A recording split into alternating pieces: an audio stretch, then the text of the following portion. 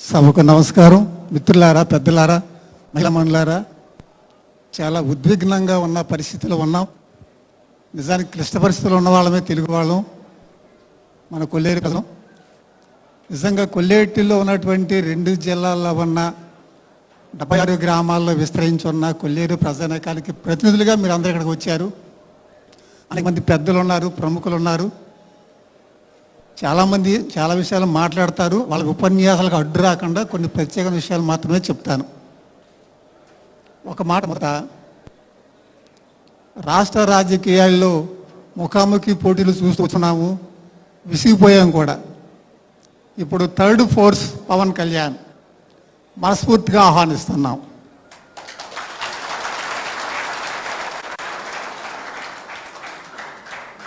కొల్లేరు మహిళ భర్త కొల్లేట్లో చేపలు పట్టుకొస్తే తట్టలో వేసుకొని ఆకివీడి సంతకో, కైకలూరు సంతకో, ఏలూరు రావటం నాకు తెలుసు. ఆ చేపలు మార్కెట్కి పనికి రాకపోతే వాటిని కోసి ఉప్పేసి కోసి ఆరబెట్టి పెంటపడి సంతకం పట్టుకెళ్ళటం కూడా నాకు తెలుసు. తనకు చదువు రాకపోయినా కూడా బిడ్డను చదివించుకోమని తపన పట్టడం నాకు తెలుసు. ఒక తల మారింది. కొల్లేరులో గ్రామాలు ఉన్నాయి, పెద్దలు ఉన్నారు, కట్టుబాట్లు ఉన్నాయి, కానీ మహిళలకి ఎక్కడా ప్రాతినిధ్యం లేదు. కానీ ఒక మహిళ, ఒకే ఒక మహిళ, ఏకైక మహిళ అన్నా ఇప్పటికీ మేము తర్వాత అనేక మంది వస్తారు భవిష్యత్తులో. వెంకటలక్ష్మి గారికి ప్రత్యేకంగా ధన్యవాదాలు. ఘంటసాల వెంకటలక్ష్మి గారు కొల్లేరు ప్రాంతంలో ఉన్న మహిళలందరికీ ప్రతినిధిగా నిలబడ్డారు. వంటగదిలో ఉన్న మహిళ వేదిక మీదకి వచ్చి మైక్ ముందు మాట్లాడటం అనేది ఒక ఆధునిక చరిత్ర. ఆధునిక అంటే గుర్తొచ్చింది, ఆధునిక మహాభారతం అనే గ్రంథాన్ని పవన్ కళ్యాణ్ గారికి చాలా ఇష్టం. గుంటూరు శేషేంద్ర శర్మ గారు రాసిన మహాగ్రంథం అది. ఆయన ఒకసారి ఒక పద్యం చదువుతారు, దాంతోనే ప్రారంభిస్తాను నేను. తలదాచుకున్నటకు నెలవు జానెడు లేదు, అనయంబు నా దేశమనుట ఎలా. తలదాచుకొనుటకు నెలవు జానెడు లేదు, అనయంబు నా దేశమనుట ఎలా. మనిషిగా తల ఎత్తి మసలనియరు కానీ నాది జాతీయను భ్రాంతి నేల అంటాడు. ఇక్కడ నేను తలదాచుకొనుటకు నెలవు జానెడు లేదు. కొల్లేరు ప్రజలారా, తాత తండ్రుల నాటి నుంచి కూడా కొల్లేటిలో ఉంటున్నాము. 2,85,000 ఎకరాలు విస్తరించి ఉంది కొల్లేరు పరివాహక ప్రాంతం. అది ఏనాడు మన సొంతం కాల. ఒక్క సెంటు భూమి కూడా మందని చెప్పుకోవడానికి అవకాశం లేకుండా పోయింది. వాటికి మనం పరాయి వాళ్ళమే. ఎప్పుడన్నా వ్యవసాయం చేస్తే ఏకసాలుగా మంజూరు, ఏ సంవత్సరం ఆ సంవత్సరం రెవెన్యూ వాళ్ళకి శిస్తు కట్టుకుని అయ్యా ఇంకో సంవత్సరం సాగు చేసుకుంటామని బతిమాలే పరిస్థితుల్లో తరాలుగా గడిచిపోయినాయి కొల్లేటిలో. ఆ భూమి మన సొంతమై ఉంటే, అది మనకు పట్టాలు ఇచ్చుంటే, అటువంటి ప్రభుత్వాలు మనం కళ చూస్తుంటే ఇవాళ ఈ దీనావస్థ మన కొల్లేరు ప్రజలకు ఉండేది కాదు. కానీ పట్టాభూములు కావాలనేంత పట్టుదలగా పనిచేసే నాయకులు కొల్లేట్లో లేకపోవటం, మహనీయుడు సైదిగరాజు గారు ఆ రోజుల్లో ఒక ప్రయత్నం చేసినా కూడా అది బలోత్తరం కాలేకపోవటం, ఉద్యమం కాలేకపోవటం, పోరాట పట్టిమ మనలో లేకపోవటం వల్ల ఇవాళ బయటికి పొమ్మంటే పోక తప్పని స్థితిలో మనం కొల్లేటిలో ఉన్నాం. కొల్లేరు ఆపరేషన్ ముందేమిటి, తర్వాత ఏమిటి, చేపల చెరువులకు ముందేంటి, తర్వాత ఏంటి, ఇది చాలా చర్చనీయాంశమైన విషయమే. అంత లోతైన విషయాలు నేను వెళ్ళను, కానీ క్లుప్తంగా చెప్తాను. కొల్లేరు చరిత్రను 3 భాగాలు చేసుకుంటే 2176లో చేపల చెరువులు తవ్వినప్పటికి ముందు పూర్వం కొల్లేరు. ఆ పూర్వం కొల్లేరులో జమ్ము కికిసా ఉండేవి, దోన్లు పడవలు ఉండేవి. మన తాత గోసి పెట్టుకునేవాడు, మన తండ్రి పంచి కట్టేవాడు, తర్వాత మనం ప్యాంట్ వేసుకుంటున్నాం. తాత అల్లిబో తినేవాడు, తండ్రి ఆరులన్నం ఎర్రటన్నం తినేవాడు, ఇవాళ కాస్త తెల్లటన్నం తింటున్నాం. అసలు జనం లేకుండా పోయాం. మాట్లాడితే బూతులు వచ్చే పరిస్థితుల్లో గ్రామాల్లో మనం ఉండేవాళ్ళం తాతల నాడు. ఇవాళ చక్కటి సంస్కారంగా మాట్లాడుకోవడం నేర్చుకున్నాం, మన బిడ్డలను చదివించుకుంటున్నాం. ఇది మార్పులు అయితే వచ్చినాయి, కానీ మన ఆర్థిక స్థితి మాత్రం మారలేదు. మనదంటూ కొల్లేట్లో ఏమీ లేదు, కానీ కొల్లేరు మనదే అనుకుంటున్నాం. అంత ప్రేమ. సుధ అశోక తేజ చక్కటి పాట, నేలమ్మ నేలమ్మ నేలమ్మ నీకు వేల వందనాలమ్మ. ఆ కొల్లేరు వదిలిపెట్టి మనం వెళ్ళలేము, సావనైనా సస్తాం అక్కడ. అయినా కూడా అనేక మంది వలసపోయారు. అనేక అయినా కూడా కొంతమంది వలసపోయారు, కడుపు చేత పట్టుకునే వాళ్ళు లక్ష్మణ అని.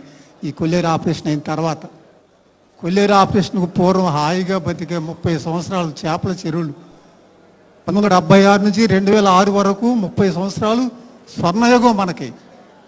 ఈ దశ నాటికి వచ్చింది కదా కొల్లేరు పిల్లలకు అనుకున్నాం.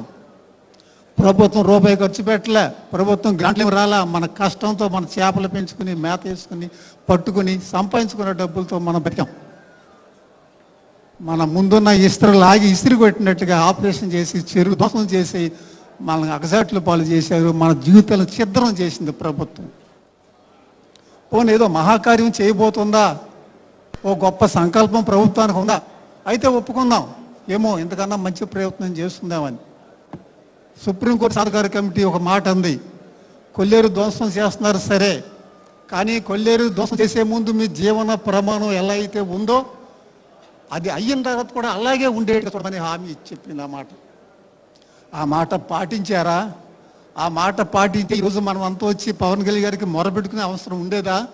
హాయిగా బతికేవాళ్ళం. ఏం చేసింది ప్రభుత్వం? చెరువులు ధ్వంసం చేసింది, కొల్లేరుని ఎడారి చేసింది, కొల్లేరుని మురుగునీళ్ళ కోపం చేసింది. ఇంకెక్కడ పర్యావరణం ఉంది అక్కడ? పక్షుల కోసం అన్నారు, పక్షులు కూడా వింటాకు ఇయ్యలేని పరిస్థితి కల్పించింది అక్కడ. అంత దుస్థితి ఉంది కొల్లేరులో. ఇదా కొల్లేరుని బాగు చేయటం అంటే? పర్యావరణం అంటే అదేనా? కొల్లేరుని ఎడారి చేయటం పర్యావరణమా? మనకేమన్నా బతకదారి చూపించారా? కొల్లేరు సొసైటీ మేడం ఇప్పుడే చెప్పారు వెంకటలక్ష్మి గారు, 136 సొసైటీ చెరువులు మనకున్నాయి. వెంగళరావు మనకి ఇచ్చారు. చక్కగా 100 మంది సభ్యులు, 50 ఎకరాల చెరువు, తల 1/2 ఎకరం వచ్చేది. అయిగా బతికాం. ఆ బతుకు చూడలేకపోయారా? ఆ మాత్రం బతుకు పత్రాలు కూడా అర్హత లేకుండా పోయామా? కొల్లేరులో మనం మొత్తం నాశనం చేసేశారు. కొల్లేరు ఆపరేషన్లో కొల్లేరు అంతా మీరు ఆక్రమించుకోండి, కానీ ఈ 1/2 ఎకరం జోలి మీకు ఎందుకండి? ఈ సొసైటీ చెరువులు మీరు ధ్వంసం చేసి మీరు ఏం పావుకున్నారండి? ఇప్పటికీ అలాగే ఉన్నాయి సొసైటీ చెరువులు. ఆ చెరువులన్నా ప్రజలకు ఇచ్చుంటే, ప్రతి ఊరి జనాభాను పెట్టి ఇచ్చిన చెరువులు అవి, చెమటోడ్చి కష్టపడి తవ్వించుకున్న చెరువులు అవి, అన్నం పెట్టిన చెరువులు అవి. ఆ చెరువుల్ని, పట్టా ఇచ్చిన భూముల్ని నష్టపరిహారం లేకుండా, ఎక్స్గ్రేషో ఇవ్వకుండా ధ్వంసం చేసేశారు, రద్దు చేశారు. ఇదేనా ప్రభుత్వం? పట్టా ఇస్తే ఆ పట్టా లేకుండా చేసే అవకాశాలు ఎక్కడన్నా ఉంటాయా?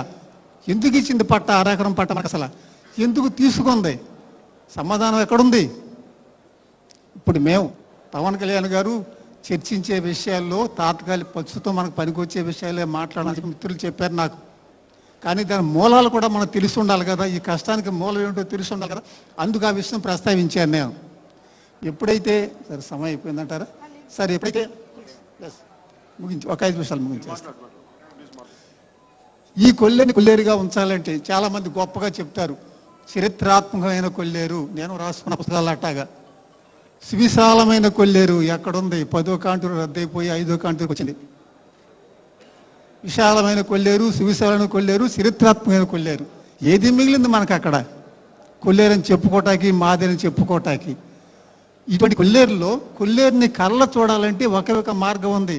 మేడం గారు చెప్పారు, ఇప్పుడు వెంకటలక్ష్మి గారు చెప్పారు, ఒక రెగ్యులేటర్ కట్టుకుంటే అక్కడ ఆ రెగ్యులేటర్ ఏం చేస్తుందంటే కొల్లేరు అటు సముద్రంలోకి పోకుండా, అంటే ఉప్పుడేరు గుండా పోకుండా నిల్వ చేస్తుంది.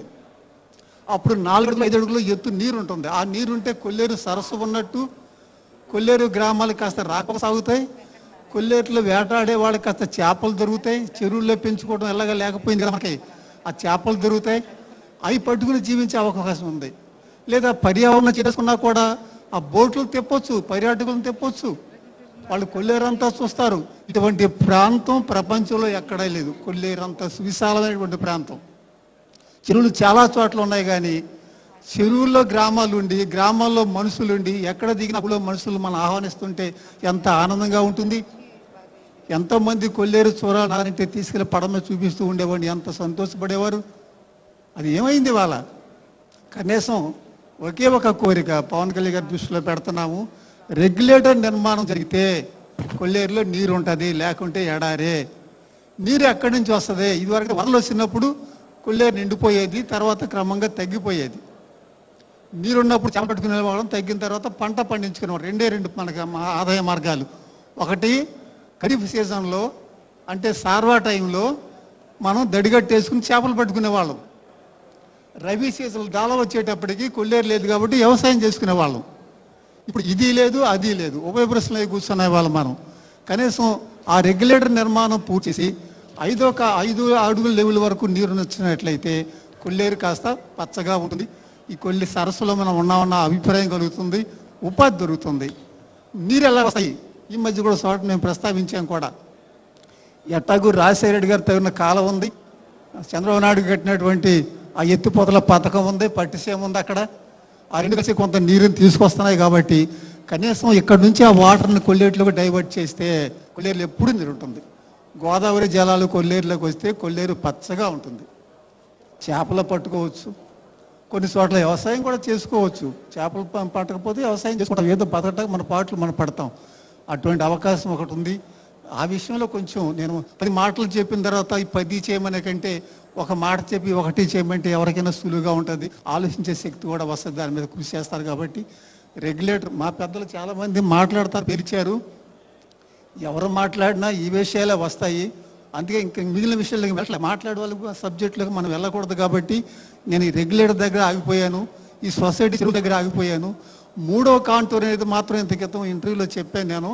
సార్ మీరు కూడా గమనించారు, 10వ కాంటూరు వరకు కొల్లేరు విస్తరించి ఉన్నప్పుడు 2,35,000 ఎకరాలు భూమి ఉన్నప్పుడు 900 చదరపు కిలోమీటర్ల నేలంతా ఆవరించి ఉన్నప్పుడు అది కొల్లేరు అయితే దాన్ని 5వ కాంటూరు కుదించినప్పుడు, అంటే 300 ఎకరాలకే కుదించినప్పుడు 5వ కాంటూరు నుంచి 3వ కాంటూరు కుదించడానికి ఏంటి అభ్యంతరం?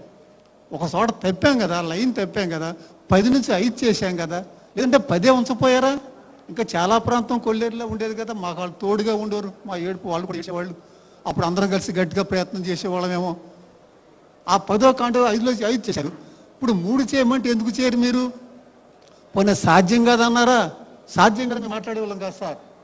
3వ కాంటూరులో కుదింపు చేస్తామని మా అందరికీ హామీ ఇచ్చి అసెంబ్లీలో తీర్మానం చేసి కేంద్రానికి పంపించి చేతులు దులుపుకుని ఊరించి 3 ఏళ్ళు గడిచిన తర్వాత సావు కౌరు చల్లగా చెప్పినట్లు అది కుదరదు, మీకు రాదు. మహేశ్వరరాజు గారు ఇక్కడే ఉన్నారు, కొల్లేరు నాయకులు. సాధ్యం కాదన్నారు. మరి కొల్లేరు ప్రజలు ఏమైపోవాలి? ఈ సాధ్యం కాదన్న సంగతి మొదటే తెలియదా? తీర్మానం చేసేటప్పుడే తెలియదా? ఎందుకు మమ్మల్ని మభ్యపెట్టి లాక్కొచ్చారు? ఇది మోసం కదా? అంటే అడిగేవాళ్ళు లేక, నిరసన వ్యక్తం చేయక, ప్రజల్లో ఉద్యమ స్ఫూర్తి లేక ఎందుకు చేస్తారు అలాగా? దయచేసి ఈ విషయాలు దృష్టిలో పెట్టుకుని తప్పనిసరిగా కొల్లేరు విషయంలో మా పెద్దలు ఇంకా చాలా విషయాలు చెప్తారు కాబట్టి దయచేసి మనసులో పెట్టుకోండి, వినండి. మీ మీద మాకు నమ్మకం ఉంది. మన మిత్రులు ఒక టీం ఒక రోజు నా దగ్గరికి వచ్చారు, బాబీ గారు వాళ్ళ కుర్చీలేసి మా ఇంట్లో కూర్చోబెడితే వద్దు సార్ బయట కూర్చుందామని ఆ అడుగు మీద నేల మీద కూర్చుంటే ఆశ్చర్యపోయాను నేను. పవన్ కళ్యాణ్ గారి టీం ఇలాగా అంటే సర్దుకుపోతారా? ఎక్కడికక్కడికి వాళ్ళకి పని ముఖ్యమా? శ్రద్ధగా విన్నారు. ఆ శ్రద్ధ ఎక్కడి నుంచి వచ్చిందంటే పవన్ గారి నుంచే వచ్చింది. ఇప్పుడు ఎంత శ్రద్ధగా విన్నారు.